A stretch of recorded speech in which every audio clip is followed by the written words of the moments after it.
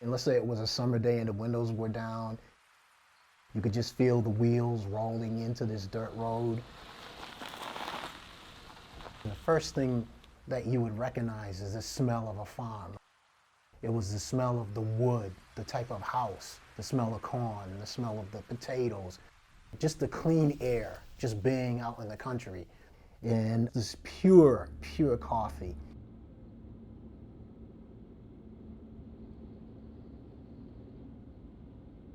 Even growing up, we didn't think that there was anything really significant of Milton Street. Of course, we're little kids. You know, we're playing with other neighbors and cousins and friends and what have you. So it was just, to us, it was just another neighborhood. It wasn't until you get older and you realize Milton Street was predominantly Cape Verdean. And that was our world, that was our universe. This is the house that we grew up in. My grandparents emigrated here from the Cape Verde Islands.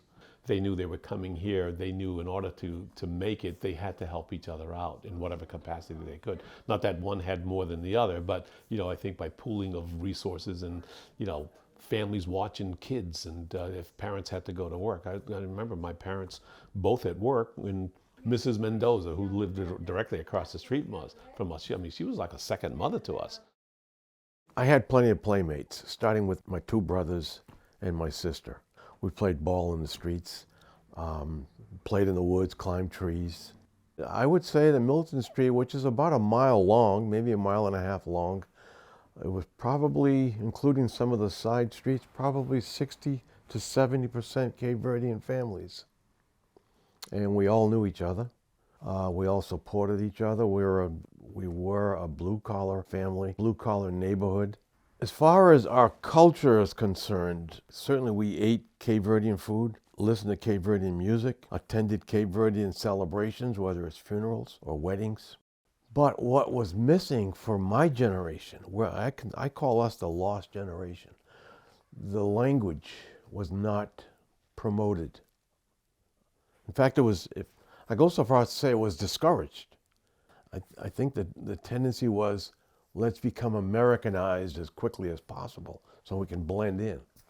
So as a result, people like me and my brother and sister, we lost out. The language wasn't spoken around us as it is now among many immigrant families that come over.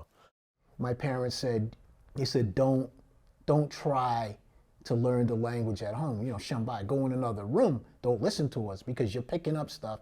You're going to school and it's getting confusing. And that was probably the sad effect. But you got to realize it was a different time in the 60s, a whole different situation in America. It wasn't so much, even if you emphasized what you were ethnically, there was a divide, you know? It was a color divide. And basically that was the measurement on who or where you would go. And unfortunately, a lot of people, whether they were Cape Verdean, Portuguese, or any other group, were put in this sort of route. You either go down this route or you go down that route, which was really, you know, unfair because you don't want to lose or drop any of the important things that your ancestors worked hard. Cape Verdeans, they began arriving early 1800s aboard whaling ships primarily. And, you know, for 100 years, really their main passage was via the whaling industry. They were recruited, young boys mostly were recruited in the Cape Verde Islands when the whaling ships stopped there regularly for supplies or for crew. People saw an opportunity to get off and come to America. Whaling was never a good deal.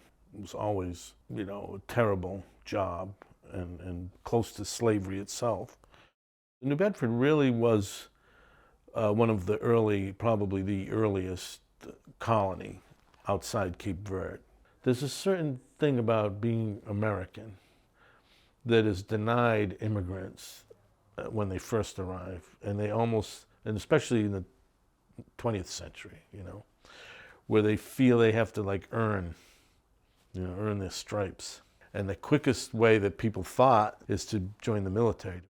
The Cape Verdean community is so tight. People come from different islands. But once they arrived in New Bedford, they really sort of came together, and they formed a community. And I think out of the uniqueness of their struggle, right, that they were people of color, first of all, their language, the Creole, Portuguese itself was not spoken much. I think they're unusual in that way. I don't think you find that kind of tightness in many groups. Well, it was a long journey for a lot of them. The fear and the concern and just the survivability of that, had to have been daunting. And then they end up here, but at least they know that there's somebody that they knew from the Cape Verde Islands that's here to meet them and to help them along their way. And finding an apartment and clothing and food and whatever you needed to exist and to live and to survive. That was the commitment that generation made to their elders, is to make sure that they're taken care of. One family helping the other. So, it's kind of like passing the baton. So that family would help, or this individual would help this person get settled in. And as others came, that group got larger, and you just pass the baton and, make sure they got settled. And they thrived and they survived. I guess one of the questions that comes up was, about discrimination. I have nothing to complain about Dartmouth, except there was some prejudice. But if you fall into it, it would get worse. Milton Street was all loaded with Cape Verdeans, and they tore that hill down. So now it's like a regular road. But we used to have so much fun on that hill, because you get up the hill and come sliding all the way back down again. It was nice. I know when I was in school, it didn't bother me as much as bothered other people. I had one friend, her name was Annie. We used to hang around together, and if they called me a name, she'd be frightened like a little tiger. I'd never forget. The people we know around our area was nice, but when you get to school, there's other kids from all over Dartmouth going to that school, and some of them don't want to sit next to you. Some of them move away. They don't want to sit. And the parents teach them bad. I think that's what it is. The parents tell them, no black people around here, blah, blah, blah. You know how they can train the kids. But I had a lot of nice white friends, too. They treated me real nice. I was like the only Cape Verdean person in my class. But I didn't think nothing of it. There might have been maybe one or two that lived in a different part of Dartmouth and kind of like, look down on you. But I just ignored it, I remember when people from New Bedford, if they asked you where you live and you told them Milton Street, oh, that's where all the Cape Verdeans live. That was like years ago. The way I understood Cape Verde is because my mother, when we were younger, she'd be on the phone talking to one of my aunts, and she'd start talking in English. And if they didn't want us to know what they're talking about, then she'd switch it to the Cape Verdean Creole. Then after a while, I kind of figure out what she's talking about. Even though we lived in Dartmouth, we belonged to the first Cape Verdean church in the United States, in New Bedford. I was christened there, made First Communion and confirmation. So we always went to that church, and I still go to that church. It feels like family. Everyone knows each other. It's like I have to go there. That's my church.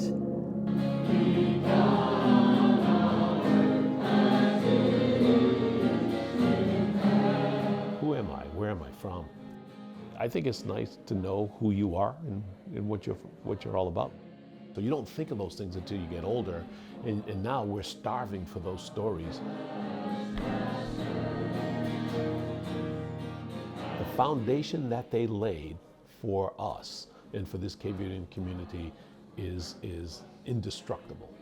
And we've built from there, and I think it's incumbent upon us to make sure that it continues to remain strong and steady so that others can benefit from it.